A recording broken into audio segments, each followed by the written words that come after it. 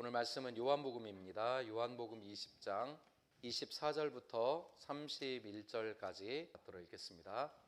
12 제자 중에 하나로서 디두모라 불리는 도마는 예수께서 오셨을 때 함께 있지 아니한지라. 다른 제자들이 그에게 이르되 우리가 주를 보았노라 하니 도마가 이르되 내가 그의 손에 못자국을 보며 내 손가락을 그 못자국에 넣으며 내 손을 그 옆구리에 넣어보지 않고는 믿지 아니하겠노라 하니라.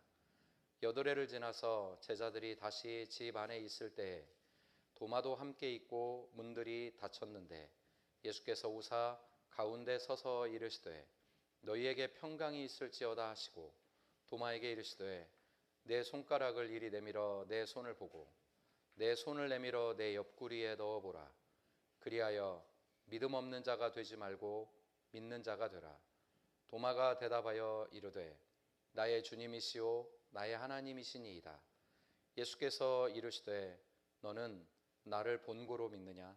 보지 못하고 믿는 자들은 복되도다 하시니라. 예수께서 제자들 앞에서 이 책에 기록되지 아니한 다른 표적도 많이 행하셨으나 오직 이것을 기록함은 너희로 예수께서 하나님의 아들 그리스도이심을 믿게 하려 하며 또 너희로 믿고 그 이름을 힘입어 생명을 얻게 하려 함이니라. 아멘.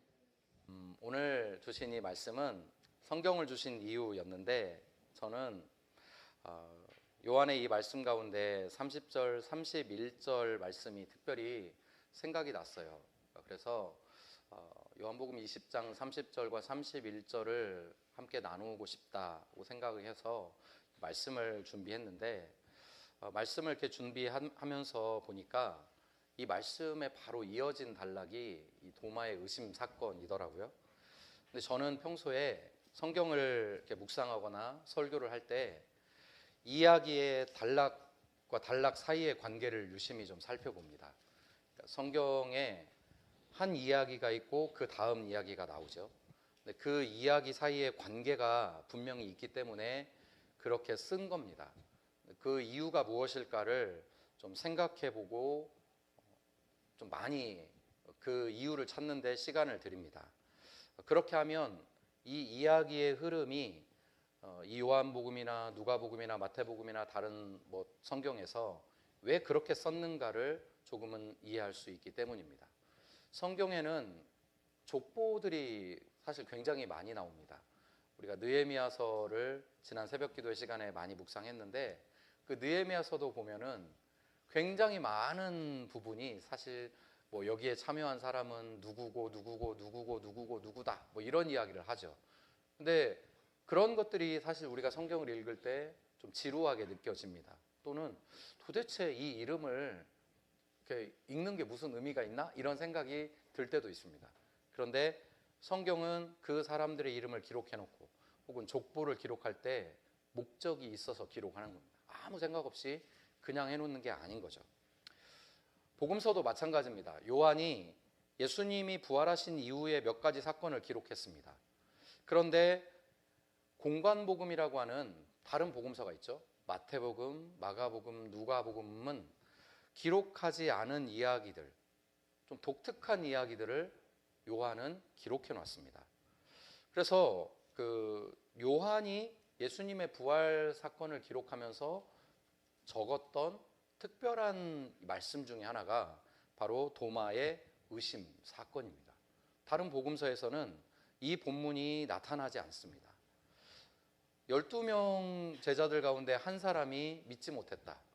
그래서 혹시 마태나 마가나 누가는 혹시 도마에게 누를 끼치지 않을까? 그런 생각 때문에 이 이야기를 쓰지 않은 건지, 왜 쓰지 않은 건지 잘 모르겠지만 요한은 이 복음서에 이 도마의 사건을 기록해 놓았죠. 왜 그랬을까? 그리고 왜 요한은 도마의 이야기를 기록한 끝에 결론처럼 내가 예수님에 관해 쓸 말이 많지만 이 책에 기록되지 않은 다른 표적도 많이 예수님이 행했지만 오직 이것을 기록한 것은 이라고 하는 그 목적을 이 도마의 이야기 끝에 말하고 있는 이유가 뭘까? 사실 30절, 31절은 이 요한복음의 맨 마지막에 마침표처럼 찍어도 아무 상관이 없거든요. 근데 굳이 요한이 여기서 이 이야기를 하려는 이유가 뭐였을까? 요한은 도마가 예수님의 부활을 믿지 못했던 것을 놀랍게 여기지 않았을 겁니다. 도마가 예수님의 부활을 못 믿어? 제자가 못 믿었단 말이야? 요한은 그걸 놀랍게 생각하지 않았을 겁니다. 왜요? 베드로도 못 믿었으니까요. 요한도 못 믿었으니까요.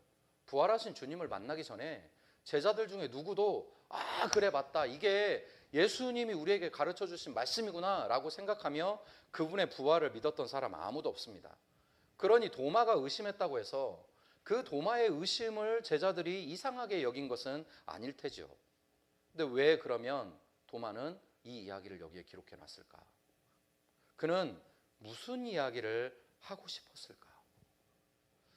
도마의 이야기를 요한이 생각해 보면서 요한의 마음속에 꽂혔던 것은 두 가지 예수님의 말씀입니다. 첫 번째는요, 주님이 제자들에게, 특히 도마에게 나타나셔가지고 처음 한 일이 뭐냐면 도마의 말을 그대로 예수님이 반복하신 겁니다. 내 손가락을 이리 내밀어 내 손을 보고 내 손을 내밀어 내 옆구리에 넣어보라. 그리하여 그 다음이 중요합니다. 예수님 뭐라고 말씀하십니까? 믿음 없는 자가 되지 말고 믿는 자가 되라. 예수님께서 도마에게 하신 말씀, 이 이야기 가운데 요한의 마음에 깊이 꽂혔던 것 중에 하나가 그에게 주신 말씀입니다. 믿음 없는 자가 되지 말고 믿는 자가 되라. 그리고 또 하나, 예수님께서 그에게 29절에서 말씀하는 게 깊이 요한에게 새겨졌을 겁니다. 너는 나를 본고로 믿느냐? 보지 못하고 믿는 자는 복되도다. 아마도 이 말씀이 요한복음을 써야 되겠다고 마음먹은 이유 같습니다. 너는 나를 본고로 믿느냐? 보지 못하고 믿는 자들은 복되도다. 이상하죠? 주님을 보아야 믿지 않습니까? 그렇죠? 주님을 보아야 믿는데 예수님은 보지 못하고 믿는 자는 복되다라고 했습니다. 지금까지 눈에 보이는 하나님의 아들 예수님을 보고 살았습니다. 그러니 제자들에게 보이는 예수님을 믿는 일은 어려운 일이 아니죠. 하지만 제자들이 한 부분 넘어진 부분이 있죠. 그게 뭡니까? 예수님의 죽음을 목격한 것이죠. 예수님의 죽음을 목격한 사실 때문에 부활을 믿지 못했습니다.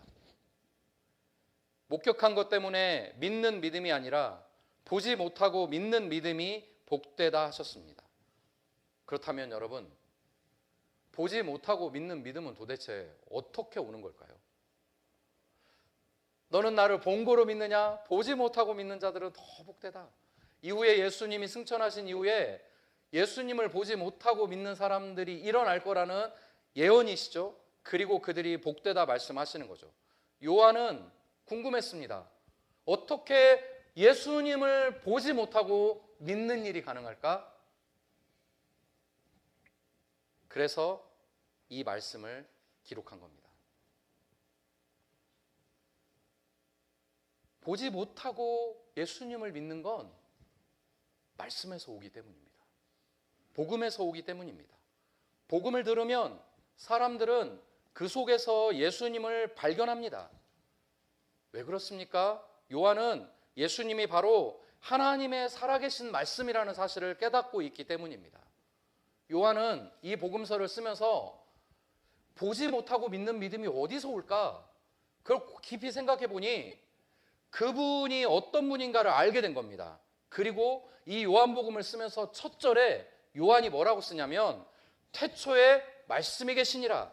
이 말씀이 하나님과 함께 계셨으니 이 말씀은 곧 하나님이시니라 라고 말해요. 말씀을 이야기해요. 근데 그 말씀이 우리와 함께 계셨다. 예수님이 살아계신 말씀으로 우리와 함께 계셨다고 이야기를 하는 거예요. 그리고 쭉 이제 요한은 보지 못하고 믿는 그 믿음이 어디서 오는가? 하나님의 말씀을 듣는 거기서 오는 거라는 걸 계속해서 이야기를 해줍니다. 그래서 도마에 관한 이야기를 하면서 이 이야기가 절정에 오는 겁니다. 주님의 십자가를 목격한 사실 때문에 믿음에 이르지 못했습니다. 보는 것, 무언가 내 눈에 보이는 어떤 확실한 것을 내가 잡고 믿겠다. 그건 굉장히 위험한 믿음입니다. 언젠가 그것이 사라지면 믿음에 이르지 못하니까요. 제자인 자신들이 깨달았습니다. 근데 무엇을 붙들고 있어야 이 믿음이 흔들리지 않을까? 도마에게 주신 말씀처럼 믿음 없는 자가 되지 말고 믿는 자가 되라. 내가 없는 상황에서도 너희가 믿음을 잃지 않고 믿음을 가진 사람이 되어라. 어떻게 그게 가능한가? 말씀을 붙들고 있을 때 그게 가능하다. 왜? 말씀이 살아계신 하나님의 아들이니까. 말씀이 예수님이니까. 말씀을 읽으면 그 말씀 속에 예수님을 알게 되고, 말씀을 읽으면 그 말씀이 살아서 내 삶을 이끌고 있다는 사실을 알게 되는 거니까요. 도마는 예수님께 이 고백을 하죠. 나의 주 나의 하나님입니다. 근데 도마가 예수님의 손을 만져보고 옆구리에 손을 너밀어 보고 확인해 본 다음에 고백한 게 아닙니다. 그분 보자마자 고백한 겁니다. 말씀 속에 예수님을 만나면 우리는 도마와 같은 똑같은 믿음을 고백하게 되는 겁니다. 보지 못하고 믿는 게 어디서 오는가? 말씀에서 옵니다. 그게 되게 신비롭고 놀라운 일이죠. 되게 신비롭고 놀라운 일이에요. 하나님의 말씀은 살아서 운동력이 있고 좌우에 온과 영혼과 관절과 골수를 찔러 쪼개기까지 한다. 하나님 말씀을 들으면 달라집니다. 그래서 요한은 예수님의 말씀을 들려주기로 결단하고 이 요한복음을 쓰는 겁니다.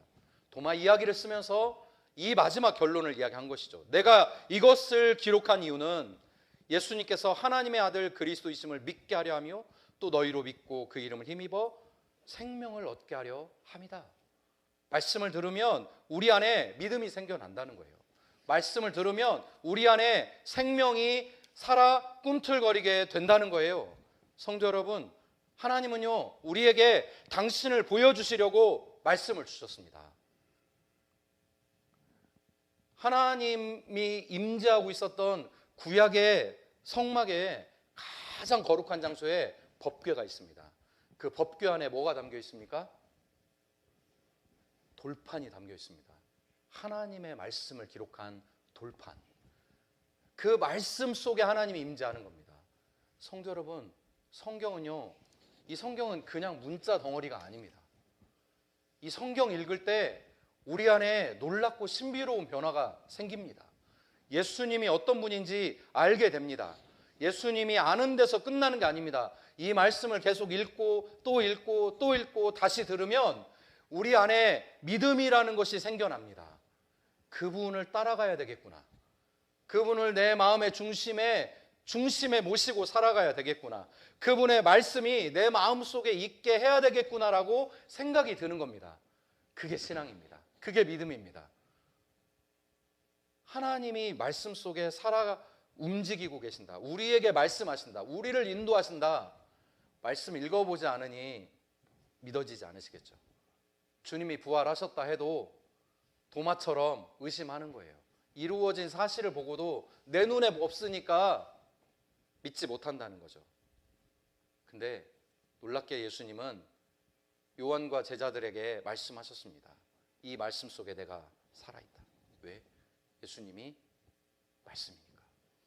살아계신 하나님의 아들, 그분은 말씀으로 우리에게 오셨다고 요한은 이야기합니다. 수많은 이야기들 가운데서 예수님이 누구인지를 밝히려고 이 사건을 특별히 요한이 골라 뽑았습니다.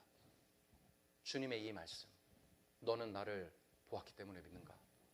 보지 못하고 믿는 자들은 복되도다. 말씀을 마음 중심에 모시고 그 말씀을 붙들고 살아가는 사람은 그분을 보고 살아가는 것보다 훨씬 귀한 믿음을 가진 복된 사람이다. 성도 여러분, 구약에요 하나님의 영광이 많이 나타났습니다. 하나님 살아계신 놀라운 체험들이 있었습니다. 이스라엘 자손들이요 홍해를 건넜습니다. 긴 밤에 바다가 하나님이 부른 동풍으로 인해 쫙 갈라지고 거기를 걸어갔습니다. 그렇게 걸어가고 난 다음에 3일 만에 그들이 하나님을 원망합니다. 보는 것이 우리 믿음을 영원히 지속시켜주지 못하는 겁니다. 보는 것이 믿음을 지속시키는 거라고 한다면 예수님을 만났던 그 당시의 사람들은 다 예수님 믿었게요? 선지자는 고향에서 존경을 받는 경우가 없다고 예수님이 말씀하실 만큼 나사렛에서 갈릴리에서 예수님이 살던 그 근처에서 복음을 전할 땐 사람들이 받아들이지 않았습니다. 말씀을 듣지 않는 겁니다. 말씀을 신뢰하지 않는 겁니다. 하나님의 말씀 안에 예수님이 어떤 일을 하셨고 누구인지 우리에게 보여줍니다. 그분을 우리가 따라갈 수 있다고 말합니다. 말씀을 읽고 또 읽어가면서 우리에게 분명하게 오는 것 두 가지가 있습니다. 하나님 우리에게 말씀을 주신 이유가 이 두 가지입니다. 첫 번째는요, 예수님이 하나님의 아들이고 우리를 구원할 메시아라는 사실을 믿게 하려고 이 말씀을 주셨습니다.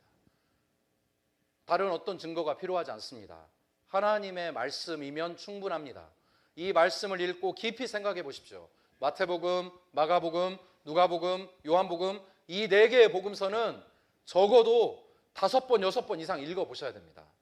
읽어보십시오. 그 안에 예수님이 무슨 말씀을 하시는가? 왜 그분의 기적이 이렇게 분명히 있다고 이야기를 하고 있는가? 왜 이 사람들은 우리가 이 일의 증인이라고 말하는가? 무엇 때문에 그들은 이 예수님의 십자가 사건을 기록했을까? 읽고 또 읽어보면 그 안에 선명하게 나타나는 게 우리를 향한 하나님의 사랑이고 그 사랑을 보여주신 그리스도입니다. 이분 믿어야 되겠구나. 이분 따라가야 되겠구나. 이분 내 삶의 중심의 주인으로 모시고 살아도 되겠다라고 생각이 들어옵니다. 세뇌가 아닙니다. 진짜로 말씀을 읽고 생각하고 묵상을 해보면 이 세상에 우리가 믿어야 될 유일한 존재는 하나님의 아들 예수님밖에 없다는 사실을 분명하게 깨닫습니다. 성경은 우리에게 다른 단서를 주지 않습니다. 너에게 2가지 선택의 길이 있다. 이 복음서에 나타난 예수를 따라가던가 아니면 그냥 세상을 따라가라. 2개 말고 다른 길은 없다. 그리고 그 다른 선택의 결과도 명확하다고 복음서는 우리에게 가르칩니다. 근데 그러면 예수님 따라가는 게 우리에게 유익인가? 예수님 믿는 게 우리에게 좋은 일인가? 하나님 말씀을 들어보십시오. 들어보십시오. 좋은 일입니다. 우리에게 가장 큰 위로입니다. 우리에게 가장 큰 힘입니다. 우리에게 가장 큰 권능입니다. 요한은 이 도마가 믿지 못하고 그렇게 제자들 앞에서 엉뚱한 이야기를 꺼내는 것을 보면서 가슴 아팠습니다. 근데 주님이 나타나셔서 그 도마에게 말합니다. 도마야, 너 믿음 없는 자가 되지 말고 믿는 자가 되라. 넌 나를 보았기 때문에 믿는가? 말씀 속에서 우리 가운데 살아계시는 하나님을 발견하고 믿는 그 믿음, 그 말씀 붙들고 살아가는 것이 얼마나 소중한가 깨닫습니다. 예수님이 하나님의 아들이신 것 중요합니다. 어쩌다 그분은 우리에게 그냥 이 말씀 하신 게 아닙니다. 그분의 말씀을 신뢰할수록 우리가 그분을 따라가야 될 이유를 발견하게 됩니다. 이 말씀 사실이구나. 이 말씀이 진짜구나. 시간이 흐르고 복음에 대해 더 이해가 깊어질수록 우리는 예수님이야말로 우리의 삶을 맡길 수 있는, 의지할 수 있는 유일한 분이라는 사실을 알게 됩니다. 정말 중요한 핵심은 믿게 하려 합니다. 내가 이것을 가려 뽑고 썼던 이유는 예수님이 하나님의 아들 그리스도라는 사실을 믿게 하려고 하는 것이다. 이거면 충분하다는 거죠. 이것이면 우리 인생 그분께 맡길 만한 충분한 증거가 된다고 이야기하고 있는 것이죠. 요한은 그렇게 7개의 표적을 기록했습니다. 그리고 요한은 그렇게 7개의 예수님의 말씀을 기록했습니다. 다른 거 쓰지 않습니다.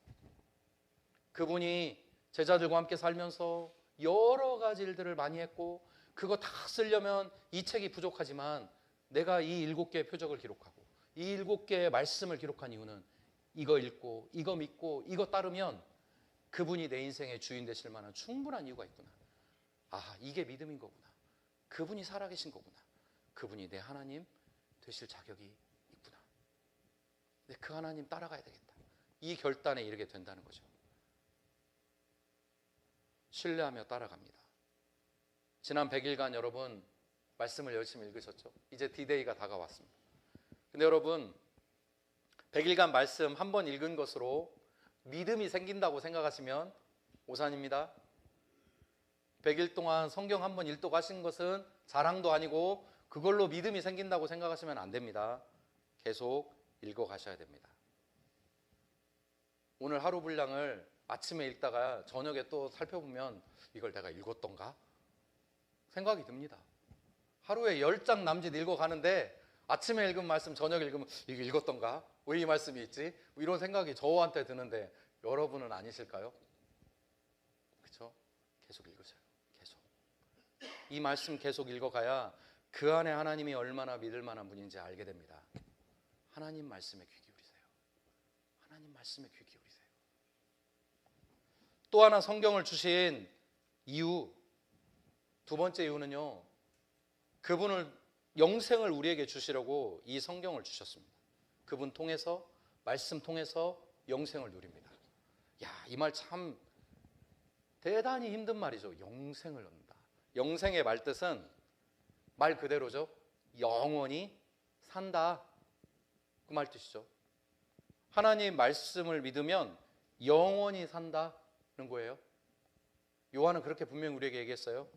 이 말씀을 너희에게 주신 이유는 그 이름을 힘입어 생명을 얻게 하려 합니다.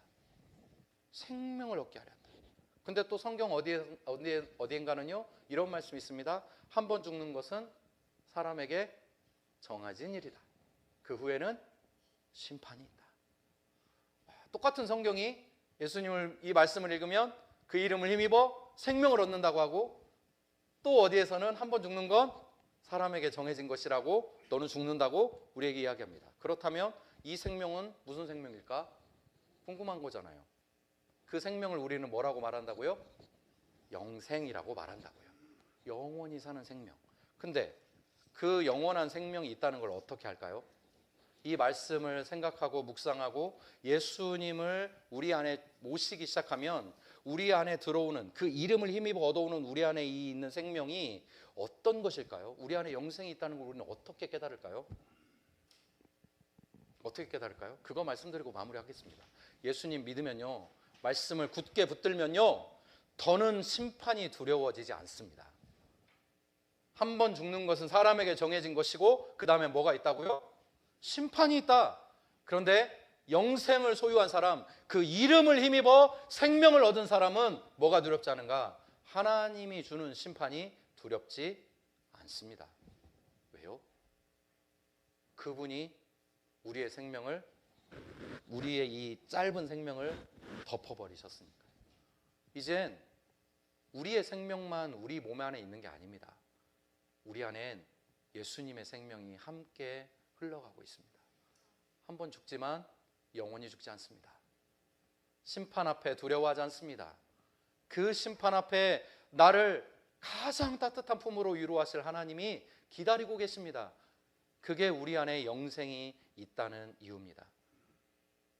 내 삶의 끝이 두렵지 않습니다.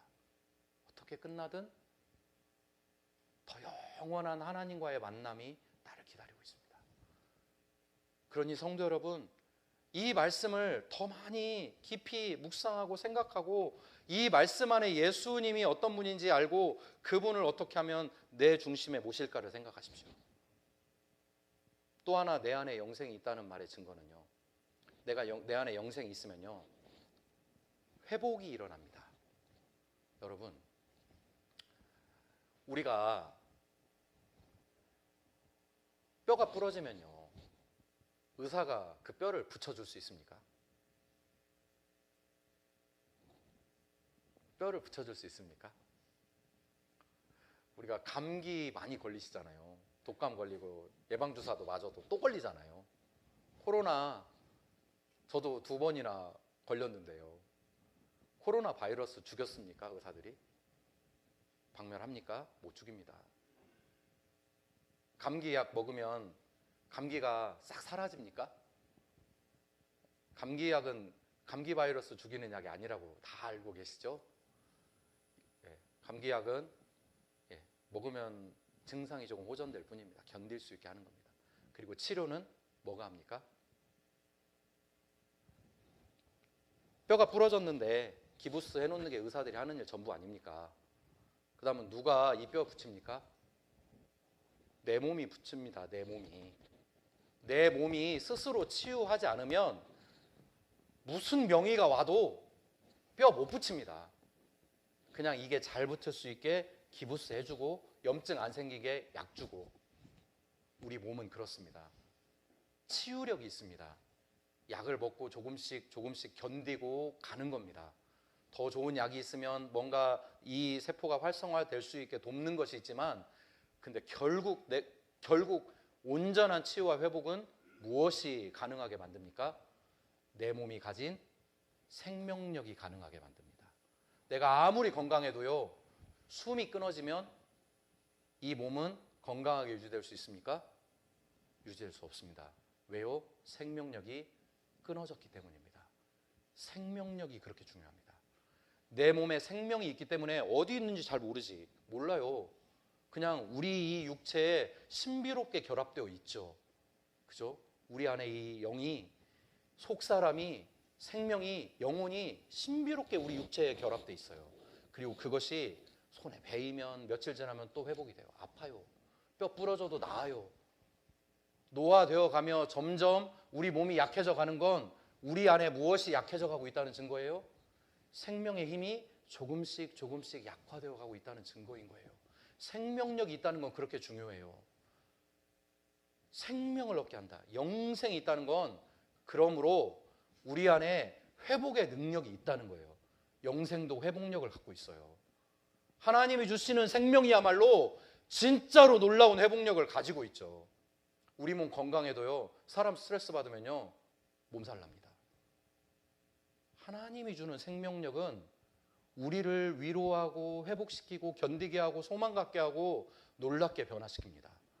우리 몸이 얼마나 신비로운가 하면요, 여러분, 마더 테레사 효과라는 게 있습니다.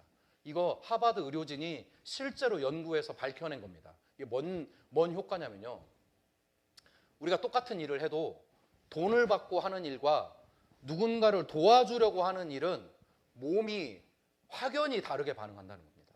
내가 똑같은 어떤 일을 했는데 돈을 받고 이렇게 일을 했을 때 어때요? 돈 받으면 좋잖아요. 안 좋으십니까? 좋잖아요. 좋으면 내 몸이 좋아져야 되는데 면역력에 아무런 효과도 없답니다. 그냥 좋을 뿐이지. 근데요, 돈 안 받고 똑같은 일을 누군가를 위해 봉사한다고 하고 그 일을 하게 하고 돈 안 줍니다. 그런데 놀랍게 그 사람들 피를 뽑아서 검사해보니 몸의 면역력이 향상되더라는 거예요. 이건 기독교인이 지어낸 얘기가 아니라 진짜 하버드 의료진이 한 얘기예요. 근데 호기심이 발동했어요. 이제는 일을 안 시키고 마더 테레사가 그 인도의 빈민들 위해서 막 수고하고 했던 좋은 영상을, 다큐멘터리를 보여주고 나서 피를 뽑아서 검사를 했더니 똑같은 효과가 나오더라는 거예요. 똑같은 효과가. 사람은 좋은 일을 하는 것을 보는 것만으로도 몸의 면역력이 달라진다는 거예요. 그러니 좋은 말 해야 돼요. 좋은 생각 하셔야 되고요. 좋은 나눔을 해야 돼요. 우리 자신을 위해 필요한 거예요. 근데 여러분, 하나님이 주시는 생명력, 그분이 우리를, 당신의 아들을 죽여 주신 생명, 이 사랑이 담긴 가장 귀한 생명, 이것이 우리를 변화시키지 못한다고요? 이것이 우리를 회복시키지 못한다고요? 저는 그걸 못 믿는 게 더 이상해요. 세상에 좋은 일을 하는 것만으로도 우리 몸이 변하는데, 당신의 가장 귀한 아들을 죽여서 우리에게 살려주신 이 생명을 우리에게 선물로 주셨는데, 이 영생을 선물로 받고도 우리 안에 어떤 회복이 일어나지 않는다면 그건 더 이상한 거예요. 요한은 이 회복의 능력을 경험했어요. 요한은 살아계신 하나님의 말씀이 우리 안에 역사하고 우리가 그 말씀을 따라 살아갈 때 우리에게 주시는, 하나님이 주시는 놀라운 회복의 은혜를 경험했어요. 제가 지금부터 드리는 말씀이 무슨 희한한 일이나 신비로운 것들을 여러분에게 드리는 말씀이 아닙니다. 진짜로 우리가 하나님의 말씀을 믿고 그 말씀을 따라 살면 우리 안에 이런 회복의 힘이 나타납니다. 영원한 생명은 눈에 보이지 않지만 겉으로 드러나는 특징은 없지만 우리에게 소망을 줍니다. 우리에게 기쁨을 줍니다. 우리에게 위로를 주고요. 우리를 살아가게 합니다. 진짜로 그렇습니다. 저는 우리가 정말 복음 안에서 이런 생명력을 경험할 수 있게 되기를 원합니다. 하나님이 우리에게 성경을 주신 이유는 이 생명 누리고 살라는 겁니다. 놀랍지 않습니까? 주일날 나오기 싫은 시간 억지로 나와가지고 그냥 예배 안 드리면 무슨 벌 받을 게 두려워서 목사가 막 닥달을 하니까 막 그냥 어떻게든 해보고 막 뭐 모여다 보니까 일이 필요해서 하기 싫은데 막 억지로 무슨 일을 하는 게 아니라 하나님이 우리에게 성경을 주신 말씀을 주신 것은 이 생명을 갖고 살아라. 함께 모여서 주님이 내게 이루신 이 회복의 역사를 함께 나누라. 그거죠. 이것을 누리며 살아가는 사람이 있습니다.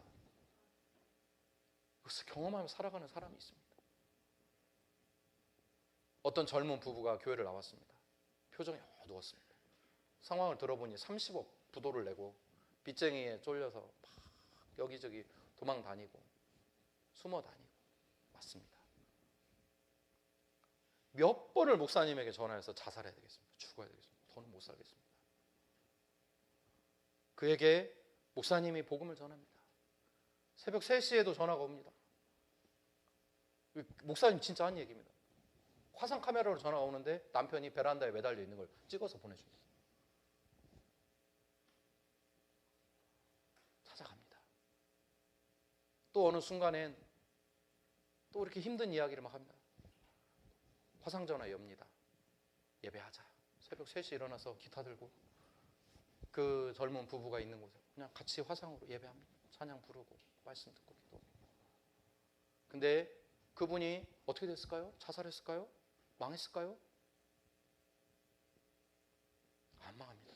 복음 붙들고 살면 살아갑니다. 소망이 있습니다. 그분이 그 빚을 청산했습니다. 다 갚았다는 돈을 벌어서 다 갚았다는 뜻이 아니라 우리 사회는 그런 것을 어떻게든 그래도 조금이라도 청산해주고 도울 수 있도록 하는 제도들이 있습니다. 열심히 무언가 노력하고 찾으면 길이 보입니다. 여전히 그분에겐 가야 할 길이 멉니다. 하지만 더는 빚쟁이에 시달리지 않아도 그리고 그 순간순간 위기들을 하나님이 주셨던 이 생명의 말씀 그것 때문에 살아가고 그래서 그분이 지금은 청소년들을 돌보는 선생님이 되었다. 죽으려고 왔다. 여기저기 쪼들려 살아가. 한두 번 이런 일들이 일어나는 게 아닙니다. 복음엔 생명력이 있습니다. 복음이 우리를 살립니다. 이 복음 믿고 살아가야 됩니다. 하나님이 우리를 어떻게 변화시키는지 우리가 이 하나님을 붙들고 살아가야 됩니다. 여러분, 목사의 위로 따위 아무것도 아닙니다. 당신의 생명으로 살리신 그리스도의 사랑은 누구가 전해주는 위로보다 큽니다. 이 회복의 은혜를 누리는 겁니다. 그래서 말씀을 함께 읽어야 됩니다. 어떤 순간에든 우리가 이 말씀을 붙들고 살아가는 겁니다. 그리고 그것이 그 생명력으로 우리가 회복이 되는 거죠. 생명도 생명이니까 무엇인가 공급되어 살아갈 수 있죠. 여러분, 우리의 생명력은 밥을 먹고 좋은 음식 먹고 운동하고 이럴 때 그 생명력이 유지되는 거잖아요. 그죠? 영적인 생명도 마찬가지예요. 좋은 거 먹어야 돼요. 운동도 필요해요. 그래야 이 생명이 계속 더 생명력을 누리고 살아가는 거예요. 좋은 음식 먹고 에너지를 낼 때 건강한 삶을 살듯이 하나님의 말씀을 계속해서 공급받아야 돼요. 말씀을 읽으세요. 다시 한번 부탁드려요. 마태복음, 마가복음, 누가복음, 요한복음은 적어도 5-6번씩 정말 읽으셔야 돼요. 계속 읽고 또 읽고 또 읽고 야 희한하다. 도대체 이걸 믿으라고 썼나? 그렇게 생각이 돼도 상관없어요. 읽으세요. 읽으세요. 왜 썼을까? 왜 이런 이야기를 할까? 그럼 여러분, 그 하나님의 말씀이 우리 안에 놀라운 것을 일으킵니다. 희한하게 이 예수를 믿어야 되겠다는 마음이 들고요. 그리고 그분께 우리의 마음을 의탁하게 되고요. 어려운 문제 있을 때 나는 눈 감고 그분께 기도하게 됩니다. 누가 안 가르쳐줘도 너무나 자연스럽게 그게 이루어집니다. 그리고 그분의 생명이 나를 회복시켜 갑니다. 그 생명으로 우리 함께 살아갑시다. 우리 교회 응원교회입니다. 살리고 싶습니다. 격려하고 싶습니다. 서로 위로하고 싶습니다. 이 세상 얼마나 힘들고 괴롭고 어려움 많습니까? 믿는 사람도 그냥 평생 신뢰를 쌓아왔던 믿었던 사람도 믿지 못하는 게 오늘 살아가는 힘든 세상 아닙니까? 하나님 그렇지 않습니다. 우리 하나님 우리를 붙들고 우리에게 그 사랑 알려주고자 하십니다. 내가 널 얼마나 사랑하니, 너의 삶을 얼마나 아름답게 회복시켜 가려고 하는지, 내 계획이 무언지 난 너를 그렇게 이끌 거야. 우리에게 가르쳐 주십니다. 그러니 우리가 하나님 말씀 들으시기를 바랍니다. 좋은 것 드세요. 좋은 말씀 계속 읽으면서 들으십시오. 좋은 말씀 있으면 여러분과 함께 공유도 하겠습니다. 들으세요. 들으면 요한이 기록하고 있었던 이것들, 이 이유들이 우리 삶에서도 열매로 맺게 될 줄 믿습니다.